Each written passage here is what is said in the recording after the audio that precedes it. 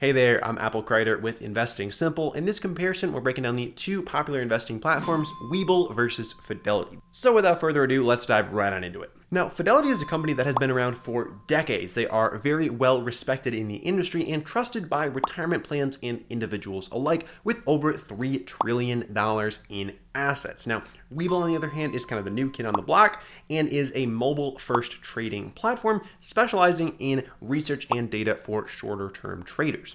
Now, both platforms are 100% free, meaning there is no monthly fee, there are no commissions, there are no minimums to get started on either platform. But if you're looking for a really powerful mobile trading app, Webull definitely has Fidelity beat in this regard. In their app, they've got access to so much more research and data than you're going to find with most of these trading apps out there, which is really useful for active traders, but for longer term investors might be a little bit more intimidating than it needs to be. On the Webull platform, you'll have access to stocks, ETFs or exchange traded funds, options contracts, as well as cryptocurrencies like Bitcoin and Ethereum. These can all be bought and sold without a single penny being paid in commissions, which is quite a nice feature. On top of that, you'll have access to something called Level 2 market data, which gives you more information on the bid and ask price for each of these different stocks and ETFs. This is very useful for active traders that are making very precise buying and selling orders and want to make sure they're getting the best absolute price possible.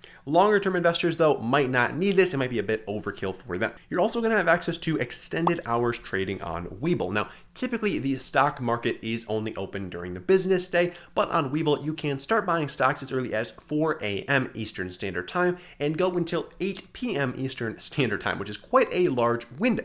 However, keep in mind that if you are transacting outside of normal market hours, there's typically going to be more volatility because there aren't quite as many buyers and sellers in the market at those times. With Webull, you also have access to more advanced strategies like margin trading and short selling. So margin trading is essentially borrowing money from Webull to transact with, and short selling is kind of betting against the price of the stock by borrowing it. So these are a little bit more advanced than the average beginner investor is going to need, but just know that on Webull they are available. On top of that, you'll also have access to retirement accounts, so if you want to take advantage of the tax benefits that those have to offer, you'll be able to sign up for those with Webull. And then on top of all of that, there is a sign-up promotion for Webull, and if you sign up using the link down below in the description, you're going to get 2 free stocks worth up to $1,850 just for signing up for a Webull account, which is pretty nice if you're a complete beginner. Never hurts to get some free stocks. Now, let's talk Fidelity. In general, Fidelity is going to appeal more to the long-term investor crowd that's looking for a time-tested broker. They've been around for much longer than Webull has,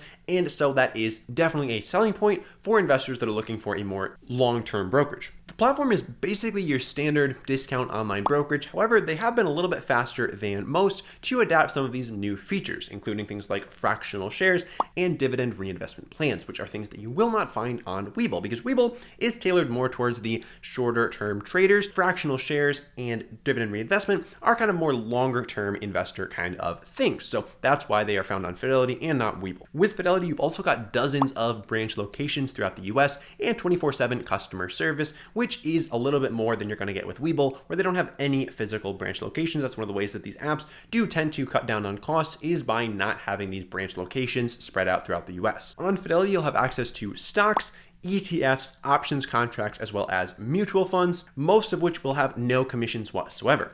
Now, on top of all of that, they have this branch called Fidelity Digital Assets that is focused on cryptocurrencies. At this point, it's not quite ready for the general public, but it does show that Fidelity is moving in that direction. So for now, if you're looking for crypto, Webull is the place, but in the future, Fidelity might offer that as well. Fidelity also has some zero expense ratio mutual funds, which is quite unique because anytime that you do buy a mutual fund or an exchange traded fund, there is going to be some kind of fee associated with that because they're not free to set up. You gotta have people managing these things, and so those people need to get paid. But Fidelity does have a couple no-fee mutual funds, which really does set them apart. And then on top of that, you're gonna have access to retirement accounts as well. So you'll have a little bit more of a selection with Fidelity than you will with Webull, but both places do offer things like IRAs and Roth IRAs for you to invest with.